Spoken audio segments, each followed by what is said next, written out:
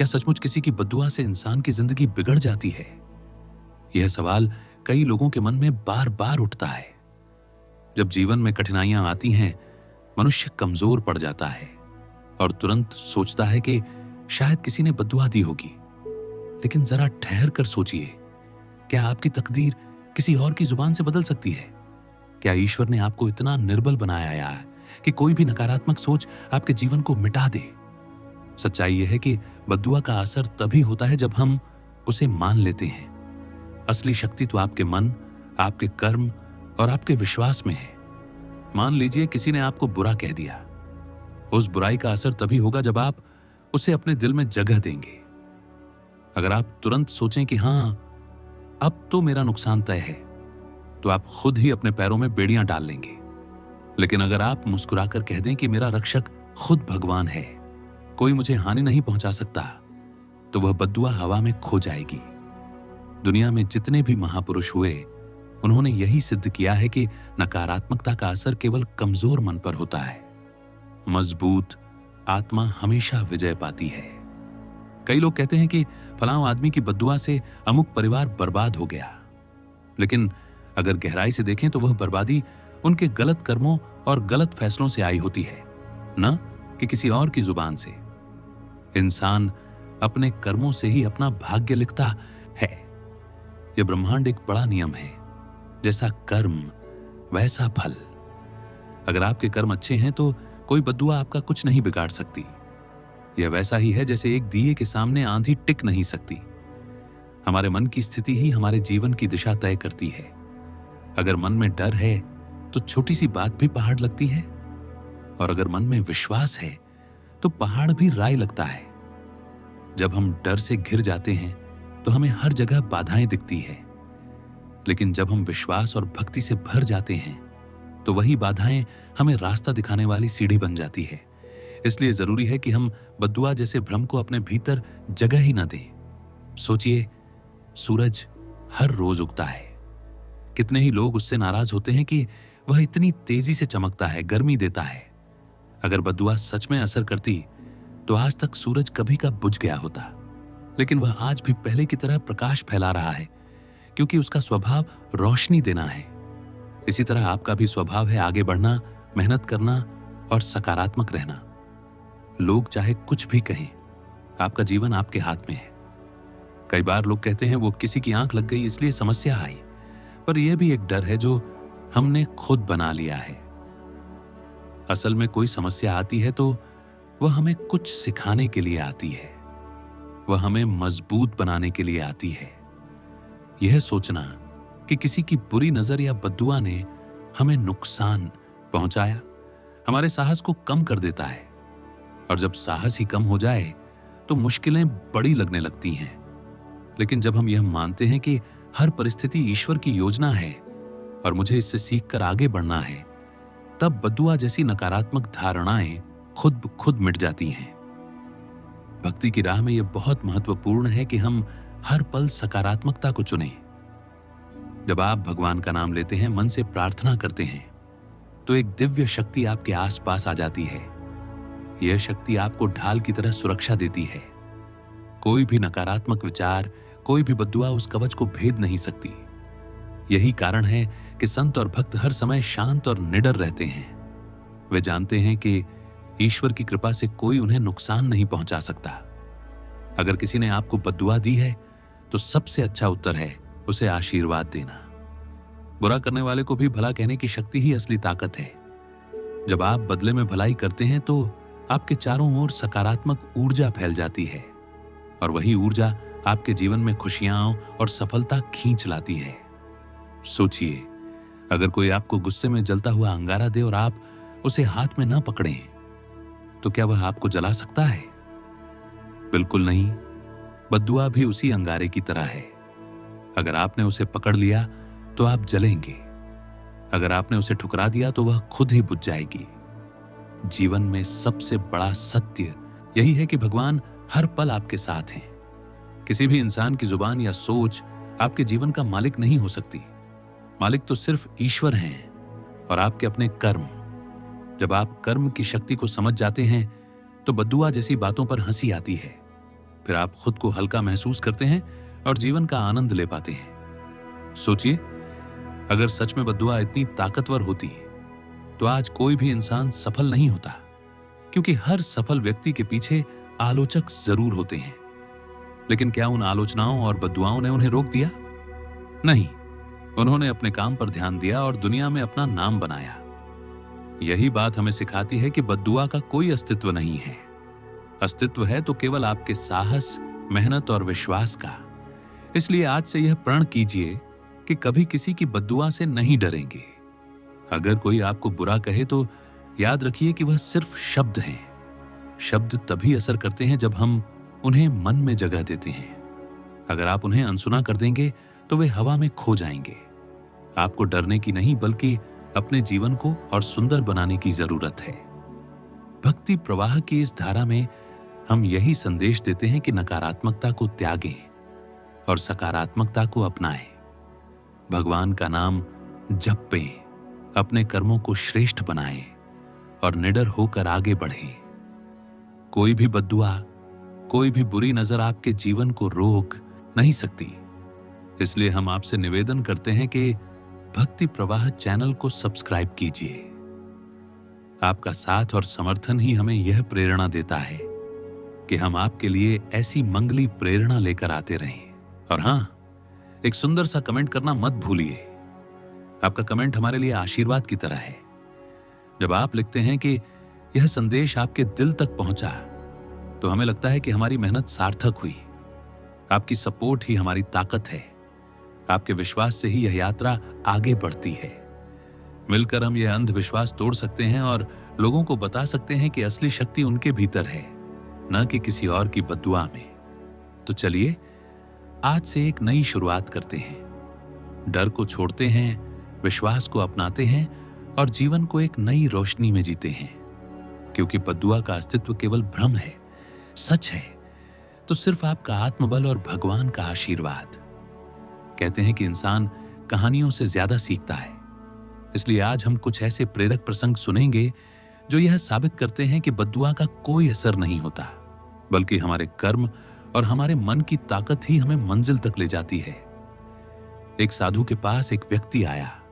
उसने गुस्से में साधु को बहुत बुरा भला कहा और बद्दुआ दी कि तेरा जीवन बर्बाद हो जाएगा। साधु मुस्कुरा दिया। शिष्य ने पूछा, गुरुदेव, क्या आपको डर नहीं लगता कि उनकी बद्दुआ सच हो जाएगी? साधु ने शांति से कहा, अगर कोई मुझे फूल देने आए और मैं उसे स्वीकार न करूं, तो वह फूल किसके पास रहेगा? देने वाले के पास। उसी तरह बद्दुआ भी है। जिसे स्वीकार ही न किया जाए तो उसका असर नहीं होता। यह सुनकर शिष्य समझ गया कि असली ताकत हमारे अपने मन की है, न कि दूसरों के शब्दों की। इतिहास में भी ऐसे अनेक उदाहरण मिलते हैं। महात्मा गांधी पर उनके विरोधियों ने कितनी ही बार कटाक्ष किए, बुरी बातें कही, यहां तक कि मरने की धमकियां तक दी। अगर वे उन बातों से डर जाते तो कभी सत्य और अहिंसा का संदेश दुनिया तक न पहुंचा पाते। लेकिन उन्होंने अपने विश्वास और अपने कर्मों से यह सिद्ध किया कि नकारात्मक सोच कभी भी सकारात्मक इंसान की राह रोक नहीं सकती। रामायण का ही उदाहरण लीजिए। जब रावण ने माता सीता को हर लिया, तब कितने ही लोगों ने कहा कि अब राम का कुछ नहीं हो सकता। न जाने कितनी बद्दुआएं और कटाक्ष उन पर हुए। लेकिन क्या उन बद्दुआओं ने भगवान राम को रोक लिया? नहीं, उन्होंने अपने आत्मबल और धर्म के मार्ग पर चलते हुए विजय प्राप्त की। इसका अर्थ यही है कि बद्दुआ केवल भ्रम है, सच्चाई तो हमारे संकल्प और कर्म में है। आज के समय में भी देखिए, कितने ही लोग कहते हैं कि उनकी तरक्की रुक गई क्योंकि किसी ने बुरा कहा था। पर सच्चाई यह है कि तरक्की रुकती है आलस्य और नकारात्मक सोच से। जो व्यक्ति हर हाल में मेहनत करता है, वह कभी हारता नहीं। दुनिया के सबसे सफल लोग भी आलोचनाओं और बद्दुआओं का सामना करते हैं, लेकिन वे अपनी राह नहीं छोड़ते, तभी वे महान कहलाते हैं। सोचिए, एक बीज को मिट्टी में दबा दिया जाता है, ऊपर से मिट्टी, पत्थर, अंधेरा, सब कुछ। अगर वह बीज सोच ले कि यह सब मेरे खिलाफ है, तो वह कभी अंकुरित नहीं होगा। लेकिन अगर वह यह माने कि यह अंधेरा भी मेरी परीक्षा है और मुझे ऊपर निकलना ही है, तो वह मिट्टी को फाड़कर बाहर आता है और हरा भरा पेड़ बन जाता है। जीवन भी बिल्कुल ऐसा ही है। बद्दुआ, बुरी नजर या नकारात्मक बातें वही मिट्टी और अंधेरा है। असली सवाल यह है कि आप बीज की तरह साहस से आगे बढ़ते हैं या डरकर हार मान लेते हैं। जब आप भगवान का नाम लेकर चलते हैं तो हर कठिनाई आपके लिए सीढ़ी बन जाती है। कई बार लोग डर से पूजा करते हैं कि कहीं बद्दुआ सच ना हो जाए, लेकिन असली पूजा डर से नहीं, प्रेम और विश्वास से होती है। जब आप प्रेम से भक्ति करते हैं तो आपका मन इतना मजबूत हो जाता है कि नकारात्मक बातें पास भी नहीं फटकती। याद रखिए, किसी की बद्दुआ का असर तभी होता है जब आप उसे अपने मन में जगह दें। अगर आप सोचते ही नहीं तो उसका कोई अस्तित्व ही नहीं। ये वैसा ही है जैसे आप दरवाजा बंद कर लें और बाहर कोई खड़ा खड़ा गाली देता रहे।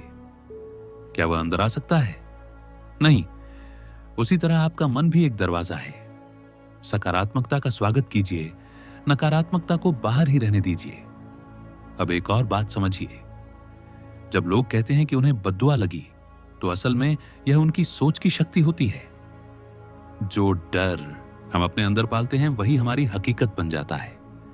इसीलिए अगर आप हर वक्त यही सोचते रहेंगे कि बद्दुआ लग गई है, तो आपके फैसले, आपके काम पर उसका असर पड़ेगा। और जब काम बिगड़ेंगे तो आप कहेंगे कि यह बद्दुआ का असर है, लेकिन सच्चाई यह है कि वह आपके अपने डर का असर है। जीवन का असली मंत्र यही है, भरोसा रखो खुद पर, भरोसा रखो भगवान पर। अगर कोई आपको बद्दुआ देता है तो उसे भी दुआ दीजिए, क्योंकि नकारात्मकता का जवाब सकारात्मकता ही है। और जब आप ऐसा करेंगे तो आप खुद देखेंगे कि आपके जीवन में शांति और आनंद बढ़ जाएगा। हम सब मिलकर यह प्रण लें कि अब कभी भी बद्दुआ जैसी बातों से डरेंगे नहीं। जो होगा वह हमारे कर्मों और भगवान की कृपा से होगा, किसी इंसान की जुबान से नहीं। कभी कभी हम समझ लेते हैं कि केवल बातें करने से डर दूर हो जाएगा, लेकिन असली राहत तब मिलती है जब हम जीवन में व्यावहारिक उपाय अपनाते हैं। इंसान का मन हमेशा विचारों से भरा रहता है। अगर अच्छे विचार भरें तो जीवन में खुशियां आती हैं, अगर नकारात्मक विचार भरें तो परेशानियां बढ़ती हैं। इसीलिए सबसे पहले यह सीखना जरूरी है कि अपने मन को कैसे नियंत्रित किया जाए। सबसे सरल उपाय है रोज सुबह उठकर भगवान का स्मरण करना। जब आप दिन की शुरुआत ईश्वर के नाम से करते हैं तो दिन भर एक सकारात्मक ऊर्जा आपके साथ रहती है। सिर्फ 5 मिनट ही सही, पर आंखें बंद करके गहरी सांस लें और मन में दोहराएं, मैं सुरक्षित हूं, भगवान मेरे साथ हैं, कोई मुझे हानि नहीं पहुंचा सकता। यह वाक्य आपका कवच बन जाता है। दूसरा उपाय है ध्यान और प्राणायाम। जब आप गहरी सांस लेते हैं और मन को शांत करते हैं तो भीतर का डर खुद मिटने लगता है। बद्दुआ जैसी बातें केवल डर से पनपती हैं। जब डर ही खत्म हो जाए तो बद्दुआ कहां से असर करेगी। हर सुबह कुछ देर ध्यान कीजिए और महसूस कीजिए कि एक दिव्य प्रकाश आपके चारों ओर फैला हुआ है। यह प्रकाश आपको सुरक्षा दे रहा है। यह अभ्यास धीरे धीरे आपके आत्मविश्वास को इतना मजबूत कर देगा कि कोई भी नकारात्मक सोच आपके पास टिक नहीं पाएगी। तीसरा उपाय है कभी भी बदले की भावना न रखना। कई बार लोग हमें बुरा कहते हैं तो हम भी गुस्से में उन्हें बद्दुआ देने लगते हैं, पर याद रखिए, जब आप बद्दुआ देते हैं तो सबसे पहले जहर आपके भीतर ही फैलता है। इसलिए चाहे कोई कैसा भी व्यवहार करे, आप दुआ ही दें। दुआ देने से दिल हल्का होता है और जीवन में आनंद बढ़ता है। यह वही नियम है जैसे कोई आपको कचरा देने आए और आप उसे फूल लौटा दें। कचरा आपके पास टिकेगा ही नहीं। एक और व्यावहारिक कदम है सेवा। जब आप दूसरों की मदद करते हैं तो उनके दिल से निकली दुआएं आपके जीवन का कवच बन जाती है। सेवा से मन में संतोष आता है और संतोष से डर दूर होता है। अगर आपको लगता है कि कोई बद्दुआ सच हो रही है तो तुरंत किसी जरूरतमंद की मदद कीजिए। आप देखेंगे कि भीतर का डर खत्म हो जाएगा और आत्मबल कई गुना बढ़ जाएगा। अब बात करते हैं भोजन और संगति की। जो भोजन हम खाते हैं और जिन लोगों के साथ रहते हैं वही हमारे मन को आकार देते हैं। अगर आप सात्विक भोजन करेंगे तो मन शांत रहेगा। अगर आप अच्छे लोगों की संगति में रहेंगे तो आपके विचार भी पवित्र रहेंगे। नकारात्मकता का असर वहीं होता है जहां मन कमजोर हो। जब आप अच्छे भोजन और अच्छी संगति से मन को मजबूत बनाते हैं तो बद्दुआ जैसी नकारात्मकता पास भी नहीं फटकती। एक साधारण लेकिन प्रभावी अभ्यास है कृतज्ञता। हर रात सोने से पहले 3 बातें याद करें जिनके लिए आप आभारी हैं। हो सकता है कि वह आपके परिवार का प्यार हो, आपका स्वास्थ्य हो या दिन में मिला कोई छोटा सा सुख। जब आप आभारी रहते हैं तो जीवन में सकारात्मक ऊर्जा भर जाती है और यह ऊर्जा किसी भी नकारात्मक सोच को नष्ट कर देती है। ध्यान रखिए, बद्दुआ को सच मानना ही उसे ताकत देना है। अगर आप मन से मानते हैं कि मैं ईश्वर का अंश हूं और मुझ पर कोई नकारात्मकता असर नहीं कर सकती, तो यही आपकी सच्चाई बन जाती है। अब जरा सोचिए, जब बिजली का स्विच बंद हो तो पूरा कमरा अंधकारमय हो जाता है, लेकिन जैसे ही स्विच ऑन करते हैं अंधेरा तुरंत गायब हो जाता है। क्या अंधेरे को भगाने के लिए आपको झाड़ू उठानी पड़ती है? नहीं, रोशनी भरते ही अंधेरा खुद चला जाता है। बिल्कुल वैसे ही जैसे ही आप अपने मन में सकारात्मकता और विश्वास भरते हैं, बद्दुआ जैसी धारणाएं खुद गायब हो जाती हैं। इसीलिए कहा गया है, मन के हारे हार है, मन के जीते जीत। अगर आप मान लेंगे कि बद्दुआ लग गई तो आप हार जाएंगे। अगर आप मान लेंगे कि ईश्वर की कृपा मेरे साथ है तो जीत निश्चित है। इस यात्रा में सबसे जरूरी है लगातार भक्ति करना। जब आप भगवान के साथ जुड़े रहते हैं तो आपको किसी का डर नहीं सताता। आप निडर होकर जीवन जीते हैं। यही असली मुक्ति है, डर से मुक्ति, भ्रम से मुक्ति और बद्दुआ जैसी नकारात्मक धारणाओं से मुक्ति। कई बार जब हम यह बातें सुनते हैं कि बद्दुआ का कोई असर नहीं होता, तो मन में सवाल उठता है, अगर ऐसा है तो फिर मेरे साथ इतनी कठिनाइयां क्यों आई? क्यों बार बार जीवन में समस्याएं घेर लेती हैं? यह सवाल बिल्कुल स्वाभाविक है। हर इंसान के मन में कभी न कभी आता है, लेकिन उत्तर सीधा है, कठिनाइयां बद्दुआ की वजह से नहीं आती, वे आती हैं हमें और मजबूत बनाने के लिए। एक बार एक श्रोता ने कहा, मैं मेहनत करता हूं फिर भी सफलता नहीं मिलती, मुझे लगता है किसी ने बद्दुआ दी है। मैंने उनसे पूछा, क्या आपने कभी सोचा है कि सफलता देर से आने का मतलब है कि आपको और तैयार किया जा रहा है? जब उन्होंने इस दृष्टिकोण से देखना शुरू किया तो धीरे धीरे उनका डर मिटने लगा। आज वही श्रोता कहते हैं, अब मुझे समझ आया कि बद्दुआ नहीं बल्कि मेरी सोच ही मेरी असली रुकावट थी। एक और अनुभव है एक गृहिणी का। उन्हें लगता था कि पड़ोसियों की बुरी नजर से उनके बच्चे बीमार रहते हैं। जब उन्होंने नियमित रूप से सुबह भगवान का नाम लेना और घर में भजन गाना शुरू किया तो उनका मन हल्का हो गया। धीरे धीरे उन्होंने महसूस किया कि असल बीमारी बच्चों की आदतों और खान पान की थी। जैसे ही उन्होंने ध्यान देना शुरू किया, समस्या खत्म हो गई और तब उन्होंने खुद कहा, असल में बद्दुआ नहीं थी, बस हमारी समझ अधूरी थी। अब बात करते हैं कुछ सवाल जवाब की जो अक्सर लोग पूछते हैं। एक सवाल आता है, अगर बद्दुआ सच नहीं होती तो लोग क्यों कहते हैं कि फलां इंसान की बद्दुआ कभी खाली नहीं जाती? इसका उत्तर है कि यह केवल डराने के लिए कहा जाता है। किसी की जुबान ईश्वर से बड़ी नहीं हो सकती। हां, अगर आप गलत कर्म करेंगे तो उसका फल जरूर मिलेगा, लेकिन वह बद्दुआ नहीं, आपके ही कर्मों का परिणाम है। दूसरा सवाल होता है, अगर कोई हमें बुरा कहे तो क्या करना चाहिए? जवाब है, सबसे पहले शांत रहना चाहिए। अगर आप तुरंत गुस्से में प्रतिक्रिया देंगे तो उनकी नकारात्मकता का असर आपके मन पर पड़ेगा, लेकिन अगर आप मुस्कुराकर कहेंगे, भगवान आपको सुख दे, तो वही नकारात्मकता पलटकर सकारात्मक ऊर्जा बन जाएगी। यही साधना है, बुराई का उत्तर भलाई से देना।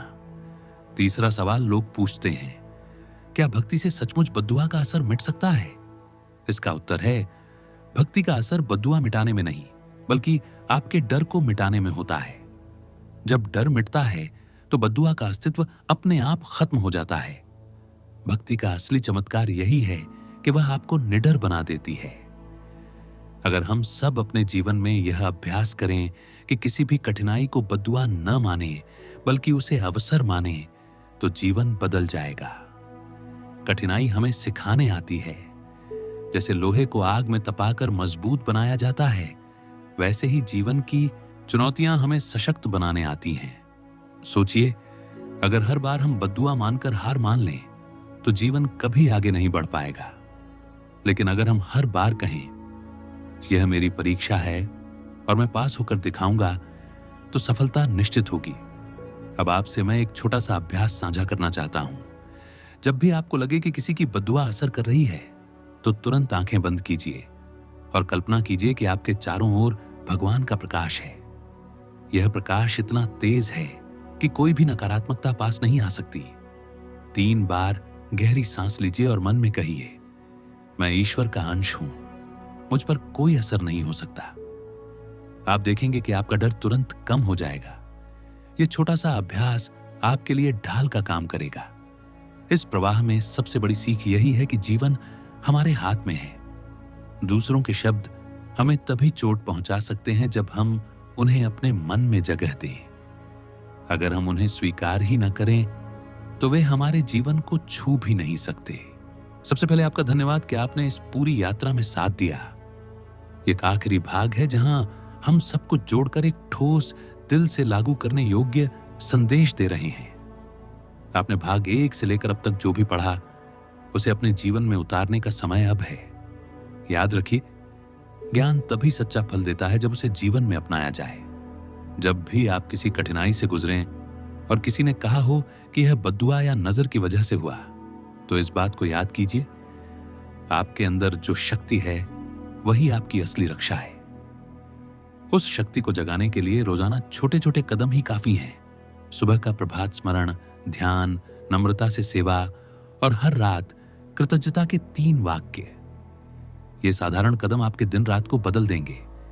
जीवन में कई बार हम उस ऊर्जा को महत्व दे देते हैं जो बाहर से आती है, लफ्ज, आलोचना, नकारात्मकता। पर असलियत यह है कि बाहर की आवाजें तभी अंदर असर कर पाती हैं जब आप उन्हें अपने दिल में जगह दें। इसलिए अपनी आंतरिक दुनिया की रखवाली करना सीखिए।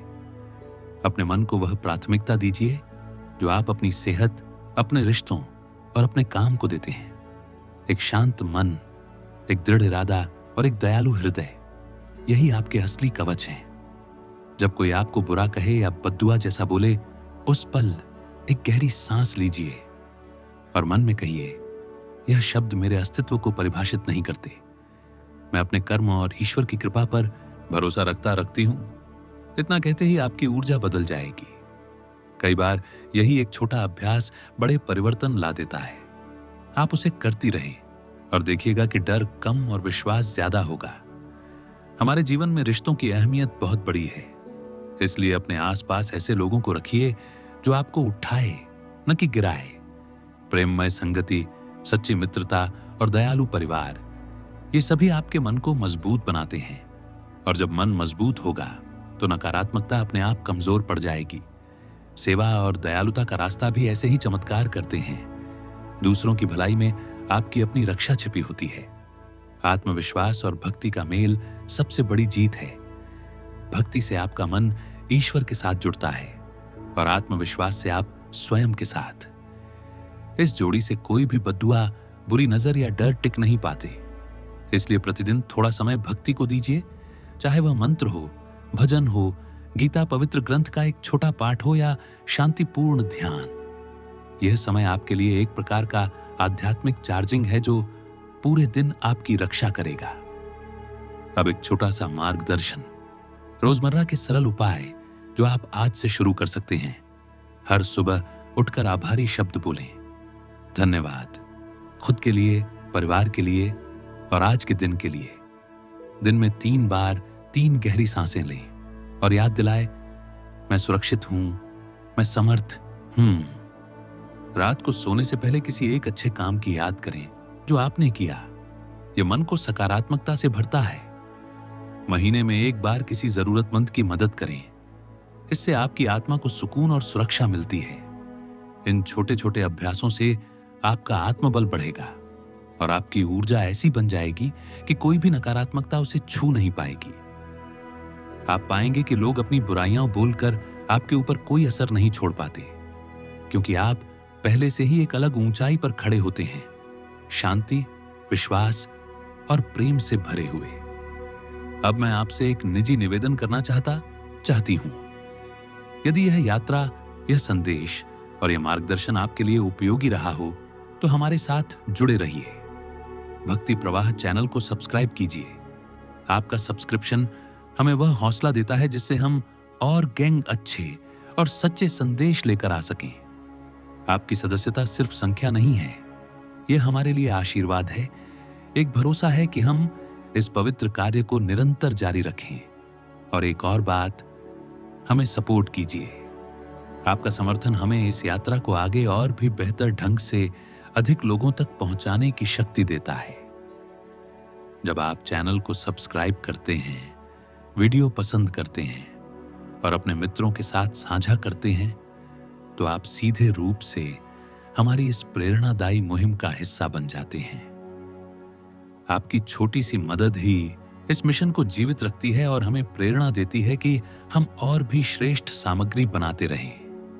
तभी हम यह यात्रा आगे और अच्छे से ले जा पाएंगे। हमें आपकी आवाज, आपकी कहानियां और आपकी प्रतिक्रियाएं बहुत मायने रखती हैं। कृपया नीचे एक सुंदर सा कमेंट छोड़ना मत भूलिए। बताइए कि किस हिस्से ने आपको सबसे ज्यादा छुआ या आपने कौन सा अभ्यास अपनाया। आपका कमेंट सिर्फ शब्द नहीं, हमारे लिए वह प्रोत्साहन है जो हमें बताता है कि यह काम सार्थक है। अगर आप चाहें तो अपने अनुभव साझा करिए। हमने जिन विचारों और उपायों का जिक्र किया है, उन पर आपके अनुभव कहां तक लागू हुए, किन चुनौतियों का सामना करना पड़ा, ये बताइए। आपकी कहानी किसी और के दिल को जोड़ सकती है और उसे भी आगे बढ़ने की हिम्मत दे सकती है। अंत में यह याद रखिए कि आप अकेले नहीं हैं। यह मार्ग एक समुदाय की तरह है। हम सब मिलकर सीखते हैं, बढ़ते हैं और एक दूसरे का सहारा बनते हैं। इसलिए जुड़े रहिए, साथ रहिए और समर्थन कीजिए। आपकी एक सदस्यता, एक लाइक, एक कमेंट, ये छोटे छोटे कर्म हमारे लिए बड़े परिवर्तन लाते हैं। भगवान आपकी रक्षा करें, आपका मन हमेशा शांत और आपका हृदय प्रेममय रहे। आपकी आंतरिक शक्ति को सलाम, क्योंकि वही आपकी असली सुरक्षा है। धन्यवाद कि आपने इस पूरी श्रृंखला को पढ़ा और अपनाया। मिलकर हम अंधविश्वास और भय को हराकर सच्ची रोशनी फैला सकते हैं। सदैव आपके साथ भक्ति प्रवाह। जय श्री कृष्णा। राधे राधे। राधे कृष्णा। प्रिय मित्रों, क्या आपने कभी गहराई से सोचा है कि हमारे हर छोटे बड़े कर्म का फल हमें कब और कैसे मिलता है? क्यों कभी हमें तुरंत सुख या दुख का अनुभव होता है और क्यों कभी वर्षों बाद उसका असर हमारे जीवन में दिखाई देता है? यह रहस्य कोई साधारण ज्ञान नहीं, बल्कि हमारे प्राचीन शास्त्रों और पौराणिक कथाओं में छिपा दिव्य संदेश है। प्रिय भक्तों, सबसे पहले आपसे विनम्र प्रार्थना है कि भक्ति प्रवाह चैनल को सब्सक्राइब अवश्य करें। यह चैनल केवल एक साधारण जगह नहीं है, बल्कि यह आपकी आत्मा की भक्ति यात्रा का सच्चा साथी है। जब हम इस यात्रा को साथ मिलकर आगे बढ़ाते हैं तो यह केवल हमारे जीवन को ही नहीं, बल्कि पूरे समाज को दिशा देने वाला दीपक बन जाता है। और कृपया आप इस पावन वीडियो को देखने के बाद कमेंट में एक बार मिलकर लिखिए, जय श्री राधे कृष्णा, क्योंकि यह शब्द मात्र अक्षर नहीं, बल्कि हमारे हृदय को सीधे भगवान की प्रेममयी चेतना से जोड़ने वाला मंत्र है। जब यह नाम हमारी वाणी से निकलता है तो भीतर बैठे अज्ञान के अंधकार को प्रकाश में बदल देता है। जहां राधा कृष्ण का नाम गूंजता है, वहां दुखों का बोझ हल्का हो जाता है और आनंद का प्रवाह बहने लगता है। अब आपसे एक और अनुरोध है, कृपया इस वीडियो को अंत तक अवश्य देखें, क्योंकि इसमें आपको केवल एक उपदेश नहीं, बल्कि जीवन जीने का वह मार्ग मिलेगा जिससे आपका मन भी शांत होगा और आपके प्रश्नों के उत्तर भी आपको प्राप्त होंगे। अक्सर हम जीवन में उलझनों में घिर जाते हैं और समझ नहीं पाते कि भगवान हमें क्यों ऐसी परिस्थितियों से गुजार रहे हैं। इस चर्चा के माध्यम से आपके हृदय को संतुलन मिलेगा और आत्मा को विश्वास। और सबसे महत्वपूर्ण, आपसे आग्रह है कि इस चैनल को सपोर्ट करें, क्योंकि आपका छोटा सा सहयोग भी इस भक्ति यात्रा को और विशाल बना देगा। जब आप इसे सहयोग देंगे तो यह संदेश केवल आपके घर तक ही सीमित नहीं रहेगा, बल्कि हर घर, हर परिवार और हर बच्चे तक पहुंचेगा। यही तो हमारे संस्कार और संस्कृति को सुरक्षित रखने का सबसे सुंदर उपाय है। याद रखिए, जब बच्चे गीता, रामायण और महाभारत जैसे ग्रंथों से प्रेरणा लेंगे, तभी भविष्य की पीढ़ियां सच्चे अर्थों में भारत की आध्यात्मिक धारा को आगे बढ़ाएंगी। अब मैं आपसे निवेदन करता हूं कि आप अपने मन को स्थिर करें। थोड़ी देर के लिए हर चिंता और हर व्यस्तता को किनारे रख दें। अपनी आत्मा को शांत कर लें और इस दिव्य प्रवाह में डूबने के लिए तैयार हो जाए। क्योंकि जो व्यक्ति शांत मन से सुनता है वही ज्ञान की गहराई को समझ पाता है, और जब समझ आता है तभी जीवन बदलता है। यह यात्रा केवल शब्दों की नहीं होगी, यह यात्रा होगी अनुभवों की, शास्त्रों की और भगवान की कृपा की। अब आइए एक क्षण के लिए सोचें। हमारे शास्त्र कहते हैं, जैसा कर्म करोगे वैसा ही फल पाओगे। यह केवल गीता का उपदेश नहीं, बल्कि सृष्टि का अटल नियम है। परंतु अक्सर हमारे मन में यह प्रश्न उठता है कि यदि यही सत्य है तो किसी को तुरंत फल क्यों मिलता है और किसी को वर्षों बाद? क्या भगवान देरी करते हैं, या क्या फल मिलने का कोई विशेष समय होता है? इस प्रश्न का उत्तर पाने के लिए ही हमें आगे बढ़ना होगा। गीता, महाभारत और रामायण हमें यह सिखाते हैं कि कर्म फल की गति गहरी है, और इसे समझने के लिए मन को निर्मल बनाना आवश्यक है। इस चैनल पर हमारी यात्रा केवल ज्ञान तक सीमित नहीं रहेगी। यह आपको उन कथाओं से जोड़ेगी जहां भगवान ने स्वयं बताया है कि कर्म और उसका फल कभी व्यर्थ नहीं जाता। कभी वह तुरंत मिल जाता है, जैसे ही कोई पुण्य कार्य या पाप होता है, तो कभी वह हमें प्रतीक्षा करवाता है ताकि हम अपने धैर्य, श्रद्धा और विश्वास की परीक्षा पास कर सकें। यही कारण है कि हमें यह समझना चाहिए कि जीवन में जो भी हो रहा है वह केवल संयोग नहीं है, बल्कि हमारे ही कर्मों का परिणाम है। इसीलिए जब हम शास्त्र पढ़ते हैं और पौराणिक कथाओं को सुनते हैं, तो हमें जीवन की हर स्थिति में आशा और धैर्य मिलता है। मनुष्य का जीवन एक गूढ़ रहस्य है। हर कदम, हर विचार और हर व्यवहार एक बीज की तरह है जो समय अनुसार फल देता है। जब हम यह प्रश्न उठाते हैं कि हमें हमारे कर्मों का फल कब और किस रूप में मिलेगा, तो सबसे पहले यह समझना आवश्यक है कि कर्म कभी नष्ट नहीं होते। गीता के श्लोक स्पष्ट करते हैं कि कर्मों का हिसाब सृष्टि का मूल नियम है। भगवान श्री कृष्ण अर्जुन से कहते हैं, कर्मण्येवाधिकारस्ते मां फलेषु कदाचन। इसका अर्थ यह है कि हमारे हाथ में केवल कर्म है, फल पर हमारा अधिकार नहीं है। फल का विधान स्वयं भगवान और समय की गति करती है। अक्सर हम यह सोचते हैं कि हमने इतना भला किया, पूजा की, दान किया, परंतु परिणाम हमें वैसा क्यों नहीं मिला जैसा हम चाहते थे। यही उलझन कई बार मन को भ्रमित कर देती है। परंतु शास्त्र हमें यह सिखाते हैं कि फल हमेशा हमारे अपेक्षा अनुसार नहीं मिलता, बल्कि हमारे हित में मिलता है। जैसे एक माता अपने बच्चे को मिठाई तभी देती है जब उसका स्वास्थ्य सही होता है, वैसे ही भगवान हमें कर्म फल उसी समय प्रदान करते हैं जब वह हमारे आत्मिक विकास के लिए उचित होता है। रामायण में एक उदाहरण मिलता है। जब भगवान राम वनवास को गए तो सीता माता और लक्ष्मण उनके साथ गए। यह दुखद परिस्थिति केवल तत्कालीन दुख के लिए नहीं थी, बल्कि यही कष्ट और त्याग आगे चलकर उनकी लीला का हिस्सा बना। यह हमें दिखाता है कि कभी-कभी कर्मों का फल तुरंत दुख के रूप में दिखाई देता है, परंतु उसका अंतिम परिणाम महान उद्देश्य के लिए होता है। इसलिए कर्म फल को केवल वर्तमान दृष्टि से नहीं देखना चाहिए, बल्कि जीवन की बड़ी तस्वीर से समझना चाहिए। महाभारत में भी हमें यह संदेश मिलता है। पांडवों ने सत्य, धर्म और न्याय का पालन किया, फिर भी उन्हें अनेक कष्टों से गुजरना पड़ा। जुए में सब कुछ हार जाना, वनवास, अपमान और युद्ध। यदि देखा जाए तो यह सब उनके धर्मपूर्ण कर्मों का फल नहीं लगता, परंतु अंत में धर्म की विजय हुई और वही पांडव जो वर्षों तक दुख भोगते रहे, उन्हें भगवान श्री कृष्ण का साथ मिला और राजसत्ता भी। यह प्रमाण है कि कभी कभी कर्मफल देर से मिलता है, परंतु जब मिलता है तो वह सृष्टि के नियमों और धर्म की रक्षा के लिए ही होता है। कर्म फल का समय 3 रूपों में समझा जा सकता है। क्षणिक फल, कुछ कर्मों का परिणाम तुरंत मिलता है, जैसे किसी को दुख देने पर तुरंत अपराध बोध या किसी का आशीर्वाद मिलने पर मन की शांति।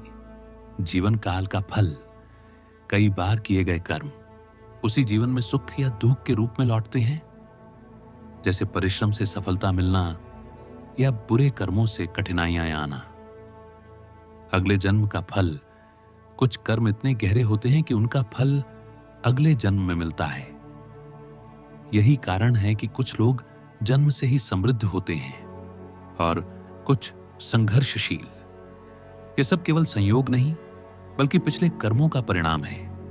पुराणों में कथा आती है कि राजा हरिश्चंद्र ने सत्य के पालन में अपना सब कुछ त्याग दिया।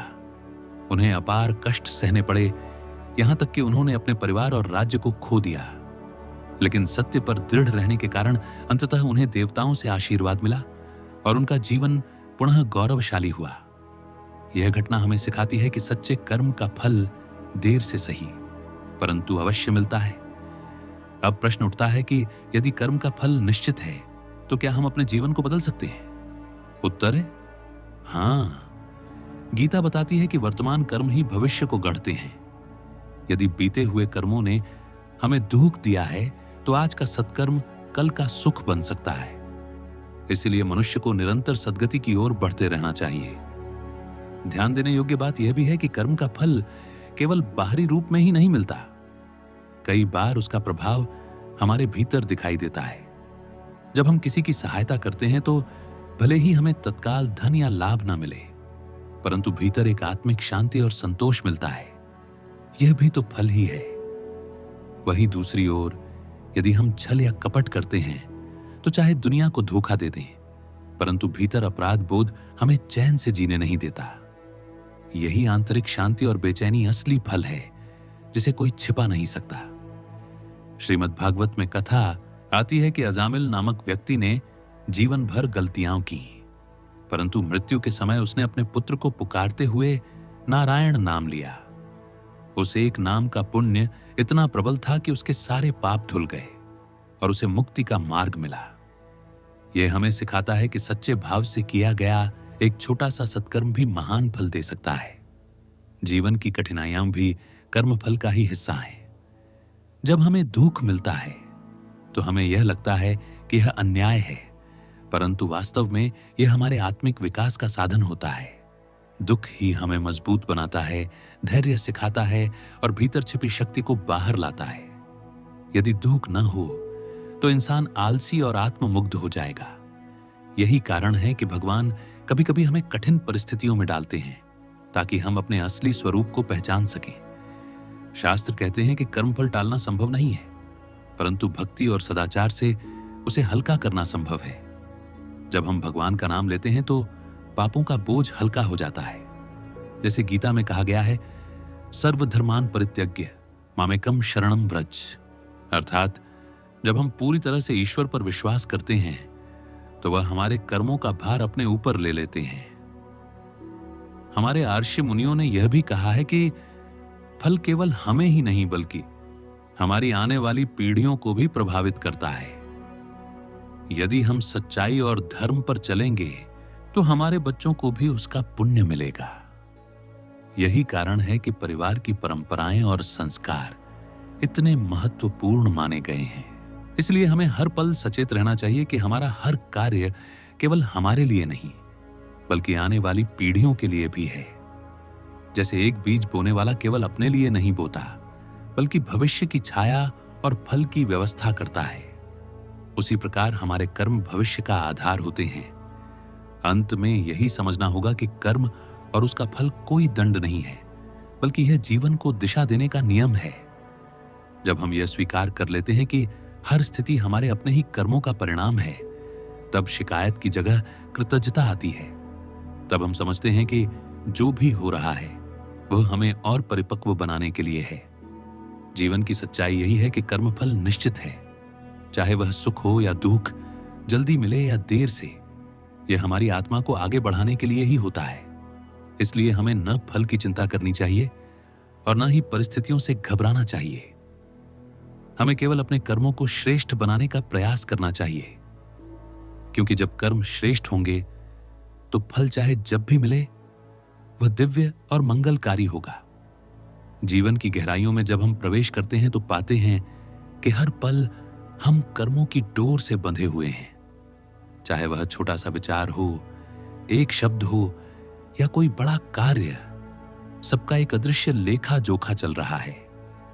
सृष्टि का यही नियम है कि कुछ भी व्यर्थ नहीं जाता। जैसे बीज मिट्टी में छिप जाता है और समय आने पर अंकुरित होता है, वैसे ही हमारे कर्म भी उचित समय पर फल देते हैं।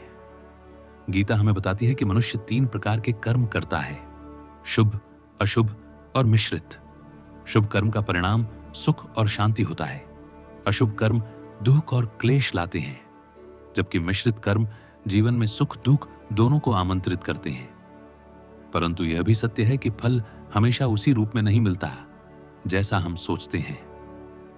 कई बार एक छोटा सा पुण्य हमारे जीवन की बड़ी विपत्ति को टाल देता है, और कभी एक बड़ा पाप हमारे सुख को क्षण भर में नष्ट कर देता है। रामायण का प्रसंग इस सत्य को स्पष्ट करता है। जब शबरी माता ने अपने जीवन भर तप और भक्ति की साधना की, तो अंततः भगवान राम स्वयं उनके कुटिया में आए और उनके प्रेम से भरे बेर खाए। शबरी की भक्ति वर्षों तक तप की अग्नि में तपती रही, परंतु जब समय पूर्ण हुआ तब उसका फल स्वयं भगवान के दर्शन के रूप में मिला। यह दिखाता है कि कभी कभी कर्म का फल बहुत देर से आता है, परंतु जब आता है तो वह साधारण नहीं बल्कि दिव्यता से भरा होता है। महाभारत में भी एक प्रसंग मिलता है। भीष्म पितामह आजीवन ब्रह्मचर्य और प्रतिज्ञा में स्थिर रहे। उन्होंने धर्म की रक्षा के लिए अपने जीवन को समर्पित कर दिया। फिर भी उन्हें कुरुक्षेत्र में बाणों की शैया पर लेटना पड़ा। यह देखकर लगता है कि उनके महान कर्मों का प्रतिफल ऐसा क्यों? परंतु गहराई से देखें तो यह उनके पूर्व जन्म के कर्मों का फल था। साथ ही यह भी सिखाता है कि कभी कभी कठिनाइयां केवल दंड नहीं होती, बल्कि आत्मा की परीक्षा और उसकी शक्ति को प्रकट करने का अवसर होती है। पुराणों में कथा आती है कि एक साधु ने पूरी आयु प्रभु का नाम जपा, परंतु अंत समय में उसे थोड़ा भी जल न मिला। लोगों को लगा कि उसके कर्म व्यर्थ गए, परंतु जब मृत्यु के बाद देवदूत उसे दिव्य लोक ले गए, तब सबको समझ आया कि उसके तप का फल किसी सांसारिक सुख में नहीं बल्कि शाश्वत मुक्ति में था। इसका अर्थ यह है कि हमें कर्मफल केवल सांसारिक दृष्टि से नहीं बल्कि आध्यात्मिक दृष्टि से भी देखना चाहिए। जीवन में जब दुख आता है तो हम प्रायः उसे शाप मानते हैं, लेकिन शास्त्र कहते हैं कि दुख भी कर्मफल का ही रूप है, और कई बार यही दुख हमें भगवान की ओर मोड़ देता है। एक व्यक्ति जो जीवन भर अहंकार में जीता है, वह जब विपत्ति से घिरता है तो भगवान का नाम लेता है। यही दुख उसके भीतर भक्ति का बीज बो देता है। इस प्रकार दुख भी हमारे लिए छिपा हुआ वरदान हो सकता है। कर्मफल का रहस्य इतना गहरा है कि यह केवल बाहरी जीवन तक सीमित नहीं रहता, यह हमारी आत्मा की यात्रा का हिस्सा है। कई बार हमारे कर्मों का असर अगली पीढ़ी पर भी पड़ता है। महाभारत में धृतराष्ट्र का अंधत्व केवल शारीरिक दोष नहीं था, बल्कि उनके पूर्व जन्म के कर्मों का परिणाम था।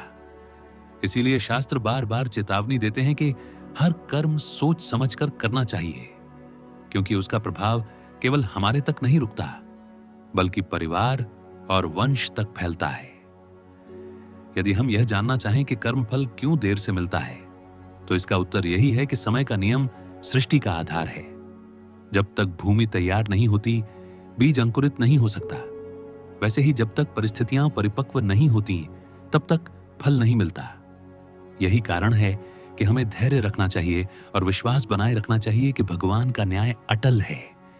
एक और गूढ़ सत्य यह है कि भगवान कभी हमारे कर्मों का फल वैसे नहीं देते जैसे हम सोचते हैं।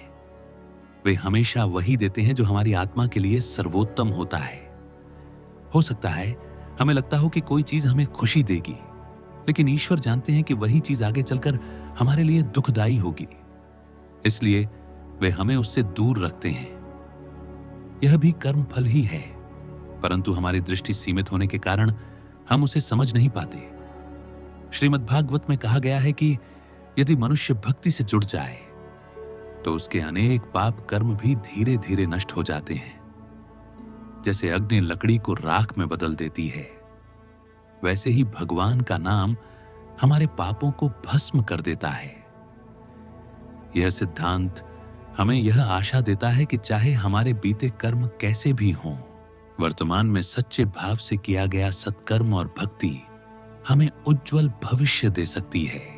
इसलिए जीवन का सार यही है कि हमें कर्म करते रहना है, बिना फल की चिंता किए। जब हम श्रेष्ठ कर्मों में लगे रहते हैं तो फल स्वतः ही श्रेष्ठ हो जाता है, चाहे वह तुरंत मिले या समय के साथ, चाहे वह इस जन्म में हो या अगले में। परंतु सृष्टि का न्याय कभी असत्य नहीं होता। जब यह विश्वास मन में स्थिर हो जाता है तो जीवन की हर परिस्थिति आसान हो जाती है। सुख मिलने पर हम अहंकार में नहीं जाते और दुख मिलने पर हम टूटते नहीं।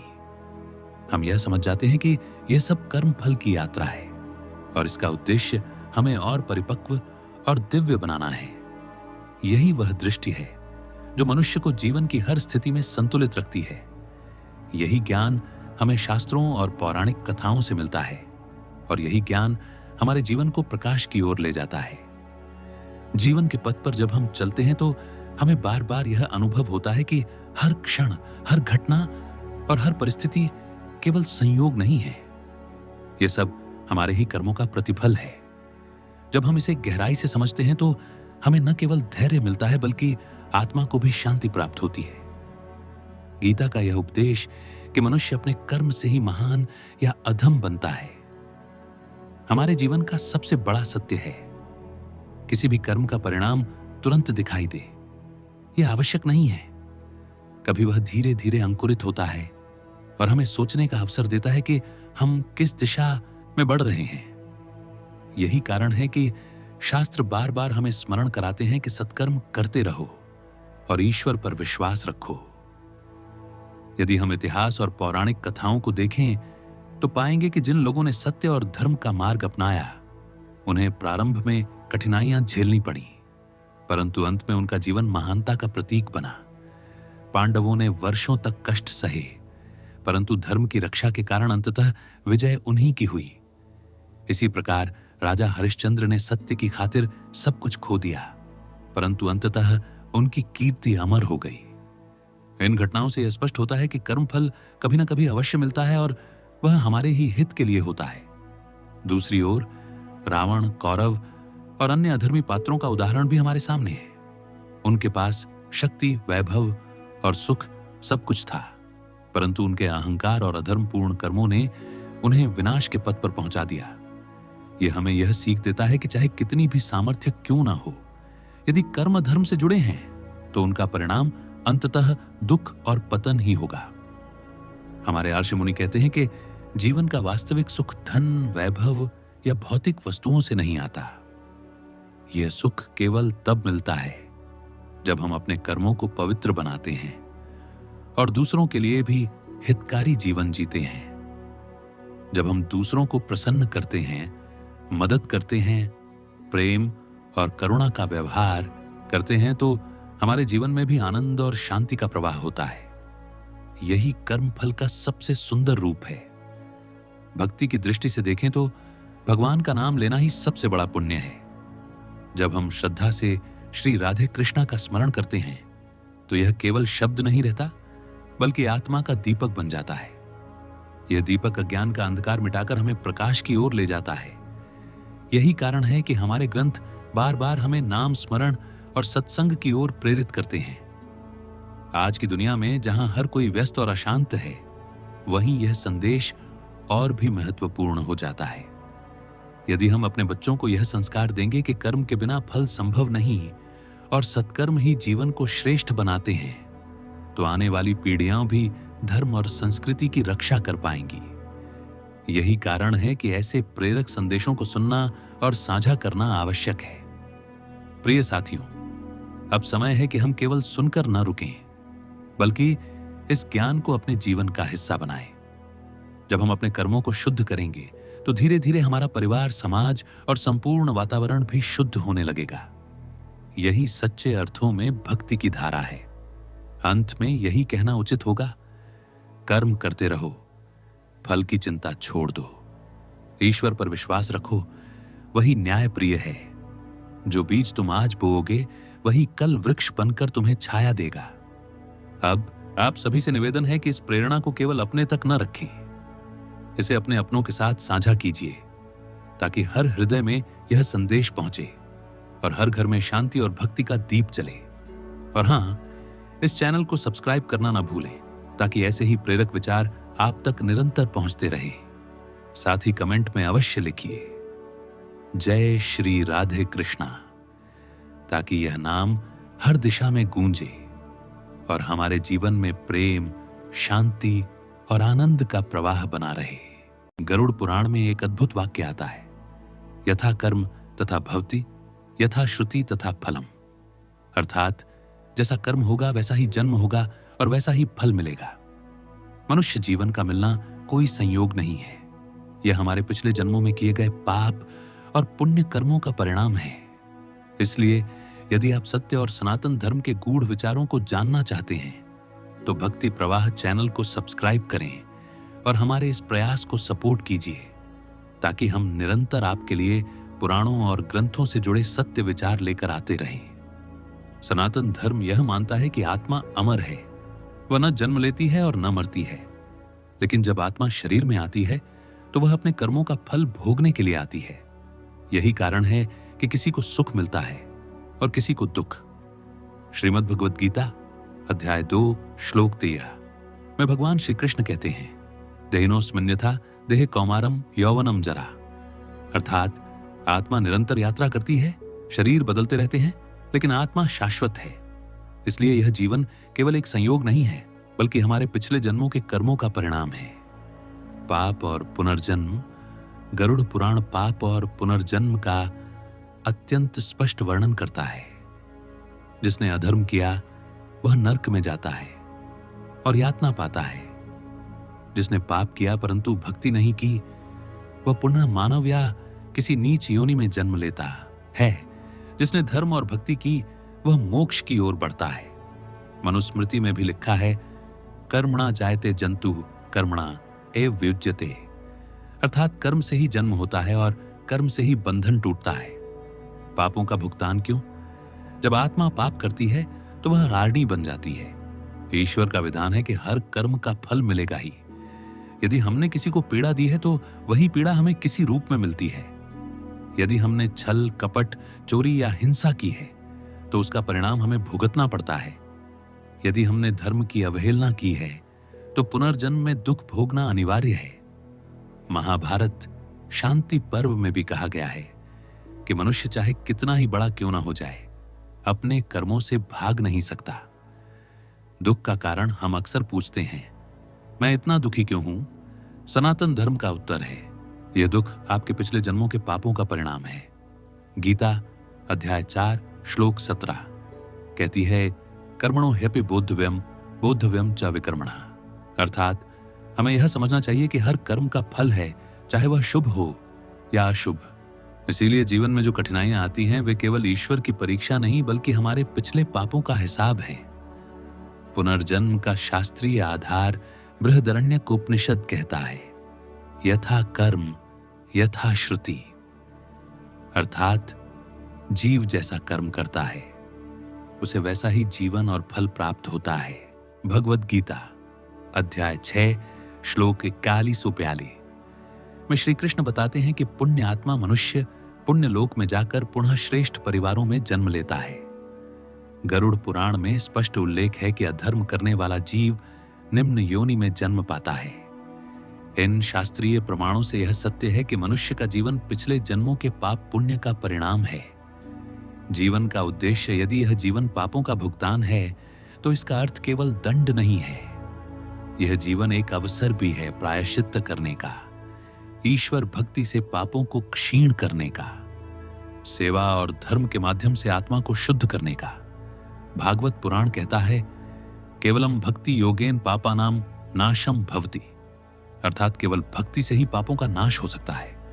उदाहरण से समझें, मान लीजिए किसी व्यक्ति ने पिछले जन्म में चोरी की थी। इस जन्म में वह गरीब पैदा हुआ और जीवन भर अभाव झेला। दूसरा व्यक्ति जिसने धर्म किया वह समृद्ध और सुखी जीवन पाता है। यह संयोग नहीं बल्कि पाप और पुण्य का सीधा परिणाम है। जीवन केवल एक यात्रा है जिसमें हम अपने पिछले जन्मों के पापों का भुगतान करते हैं। जो आज दुख है वह कल किसी अधर्म का फल है। परंतु यह जीवन हमें केवल भुगतने के लिए नहीं बल्कि सुधारने और मोक्ष पाने के लिए मिला है।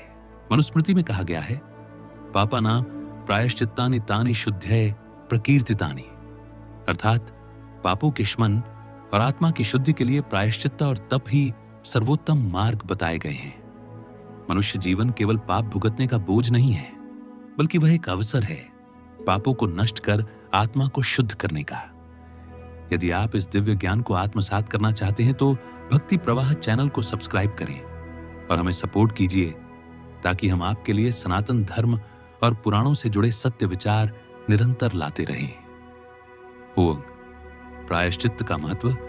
गरुड़ पुराण के अनुसार मनुष्य चाहे कितना भी पापी क्यों ना हो, यदि वह सच्चे मन से प्रायश्चित्त करता है तो उसके पाप क्षीण हो जाते हैं। प्रायश्चित्त केवल कोई बाहरी कर्मकांड नहीं बल्कि यह मन की शुद्धि का मार्ग है। जब मनुष्य अपने पापों को स्वीकार करता है और पश्चाताप करता है तभी आत्मा पर लगे दाग धीरे धीरे मिटते हैं। महाभारत में कहा गया है, पश्चातापो हे पुरुषम पापात प्रच्यावैत्युत, अर्थात पश्चाताप ही मनुष्य को पाप से दूर कर सकता है। 2. तपस्या का मार्ग। सनातन धर्म में तपस्या का विशेष महत्व है। तप का अर्थ केवल जंगलों में तप करना नहीं बल्कि यह है इंद्रियों पर नियंत्रण, मन को शुद्ध करना, सत्य, संयम और भक्ति का पालन करना। गीता अध्याय 17 श्लोक 14 से 16 में 3 प्रकार की तपस्या बताई गई है। शारीरिक तप, शुद्धता, विनम्रता, सेवा। वाचिक तप, सत्य बोलना, प्रिय वचन, मंत्र जप। मानसिक तप, संतोष, मौन, सरलता और ईश्वर ध्यान। तपस्या से पाप जलते हैं और आत्मा तेजस्वी बनती है। यही कारण है कि महर्षि मुनियों ने तप को पाप मुक्ति का उत्तम मार्ग माना। 3. भक्ति की महिमा। शास्त्रों का अंतिम और सर्वोच्च संदेश है कि भक्ति ही सभी पापों को नष्ट करने वाली है। भागवत पुराण कहता है, केवलम भक्ति योगेन पापानाम नाशम भवति, अर्थात केवल भक्ति से पापों का नाश हो सकता है। रामचरितमानस में भी आता है, नाम लेत पाप हर बिनु नाम निस्तार, अर्थात ईश्वर के नाम जप से पाप मिट जाते हैं। भक्ति केवल पूजा पाठ का आचरण नहीं बल्कि ये ईश्वर के प्रति गहरा प्रेम और विश्वास है। संकट में भी ईश्वर को याद रखना, हर परिस्थिति को ईश्वर की इच्छा मानकर स्वीकार करना, दूसरों की सेवा को ईश्वर की सेवा मानना। 4. धर्म और सेवा। सनातन धर्म हमें बताता है कि सेवा और धर्म पालन पाप मुक्ति के लिए अत्यंत आवश्यक है। सत्य बोलना, अहिंसा अपनाना और करुणा रखना धर्म का मूल है। भूखे को अन्न देना, दुखी की सहायता करना और बिना स्वार्थ दूसरों के लिए जीना सेवा है। महाभारत अनुशासन पर्व में भी कहा गया है, धर्मो रक्षति रक्षिता, अर्थात जो धर्म की रक्षा करता है धर्म उसकी रक्षा करता है। धर्म और सेवा के अभ्यास से मनुष्य के पाप धीरे धीरे कटते जाते हैं और आत्मा शुद्ध होती है। 5. पाप मुक्ति की 3 सीढ़ियां। सनातन धर्म पाप से मुक्ति के लिए 3 सीढ़ियां बताता है। स्वीकार, एक्सेप्ट, अपने पापों को पहचानना और उन्हें स्वीकार करना। पश्चाताप, रिपेंट, अपने कर्मों के लिए खेद करना और सुधार का संकल्प लेना। साधना, प्रैक्टिस, भक्ति, तपस्या और धर्म पालन से आत्मा को शुद्ध करना। 6. शास्त्रीय उदाहरण। अजामिल की कथा। भागवत पुराण। अजामिल जीवन भर पापी रहा पर मृत्यु के समय उसने अपने पुत्र का नाम पुकारा, नारायण। यह नाम सुनकर विष्णु दूत आ गए और उसका उद्धार हो गया। यह कथा दर्शाती है कि ईश्वर के नाम में इतनी शक्ति है कि वह सबसे बड़े पाप को भी क्षीण कर सकता है। वाल्मीकि ऋषि की कथा। डाकू रत्नाकर जब नारद मुनि के उपदेश से राम राम का जप करने लगा तो वही रत्नाकर आगे चलकर महर्षि वाल्मीकि बना और रामायण की रचना की। इससे सिद्ध होता है कि प्रायश्चित्त और भक्ति से सबसे पापी भी महापुरुष बन सकता है।